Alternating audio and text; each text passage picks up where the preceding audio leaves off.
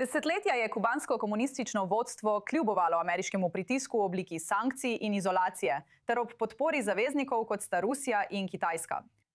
Toda zdaj Trumpova administracija dviguje stvari na novo raven. Ameriško sodišče je nekdanjega kubanskega voditelja Raula Castra obtožilo umora zaradi sestrelitve dveh civilnih letal leta 1996, ki jih je upravljala skupina kubanskih ameriških disidentov. Incident, v katerem so umrli 4 ljudje, še vedno močno čustveno odmeva v skupnosti kubanskih izseljencev na Floridi. Ta poteza že sproža ostre odzive po svetu, saj sta tako Moskva kot Peking obtožila Washington, da uporablja zastraševanje in se celo poigrava s taktikami spremembe režima. To se dogaja v času, ko so ZDA uvedle nove sankcije proti državi, ki so v bistvu povzročile blokado pošiljk nafte na Kubo, kar tam še dodatno zaostruje krizo z gorivom in vodi do daljših izpadov elektrike ter pomanjkanja hrane. Z nami je zdaj John Kavalek. On je predsednik Newyorškega sveta za trgovino in gospodarstvo med ZDA in Kubo. Najprej, kako pomembna bi rekli, da je ta obtožnica proti Raulu Castru? Ali menite, da je to predvsem simbolično, ali bi lahko dejansko odprlo pot bolj agresivnim ukrepom ZDA proti Kubi? In kako mislite, da bi to sploh izgledalo? To je v bistvu kombinacija obojega, kar ste rekli. Gre za predstavo, je simbolično. Raul Castro nikoli ne bo videl notranjosti ameriške zaporniške celice. Nikoli ne bo javno priveden pred kamerami. Svoje zadnje dni bo preživel tam. Junija bo dopolnil 95 let. Zadnja leta, zadnje dni bo preživel na Kubi. Umrl bo na Kubi, pokopan bo na Kubi. A simbolično lahko predsednik Trump reče, da se je to zgodilo leta 1996 pod vodstvom Billa Clintona, demokrata. NATO se ni nič zgodilo v času Georgea Busha, republikanca, nato Obame, demokrata, potem Bidena, demokrata in zdaj Trumpa. In tako je predsednik Trump zelo osredotočen skozi ves svoj prvi in drugi mandat, vedno ali počne tisto, česar njegovi predhodniki niso naredili, ali pa razveljavlja to, kar so naredili oni. Ali pa so bili v njegovem primeru šibki, neumni, nesposobni in on bo nekaj naredil. Torej je performativnost, simbolika, še posebej za ljudi v Južni Floridi, zelo pomembna. Na vaš drugi del vprašanja, ali to lahko vodi do večjih sankcij ali ukrepov strani administracije, je odgovor da. Ali verjamem, da bodo Združene države vojaško poskušale ujeti Raula Castra, kot so januarja poskušale z Nicolasom Madurom? Ne. Ampak to je simbolika, to so javni vtis. Zanimivo. Zakaj si tako prepričana v to?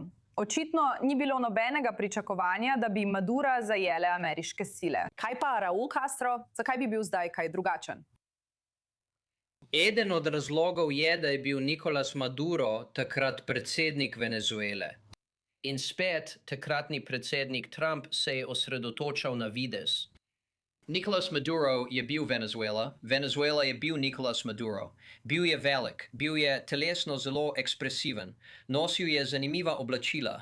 In bil je nekakšen lik iz stripov, a je vodil Venezuelo. In tako je predsednik več mesecev zbiral armado ob obali Venezuele, vstopil, ga ujel in zdaj je v pripornem centru v New Yorku. Raul Castro ni trenutni voditelj države. Upokojil se je leta 2016. Bil je nekdanji obrambni minister, vendar je upokojen. Zdaj je pripoved taka, da ni pomembno, ali je upokojen. Še vedno je glavni, še vedno nadzoruje državo. Njegova družina nadzoruje državo. Toda resnica je, da prijeti 95-letnega moškega, ki ni ne vodja države, ne predsednik vlade, zaradi nečesa, kar se je zgodilo pred 30 leti, zahteva veliko virov. In vprašanje je, v Venezueli je predsednik Trump rekel, dobili bomo nafto. Prav. Na Kubi je to v bistvu politični stečaj. Dobivate dolg? Mislim, da to vpliva na tehtanje odločitev. John, zadnje vprašanje, ki ti ga želim postaviti je, ali misliš, da je Trump sploh zaskrbljen zaradi migrantske krize, če bi Kuba popolnoma propadla zaradi ameriške blokade in sankcij, ki smo jim priča? Sploh ne. In razlog za to je, da ta predsednik gleda na priseljevanje kot na orožje. In pripravljen je uporabiti vse in karkoli iz ameriškega vojaškega arzenala. Torej, ameriško mornarico, ameriško obalno stražo. Torej, če bi kubanska vlada namerno ali kot posledica trenutnih politik kubanske vlade in sankcij, dodatnih sankcij predsednika Trumpa, Že bi se začel še en, kot je bil Marierski eksodus leta 1992 ali kriza Serpa v času Bushovih let, da bi ta predsednik poslal mornarico in obalno stražo v Floridski preliv in bi jih vse obrnili nazaj.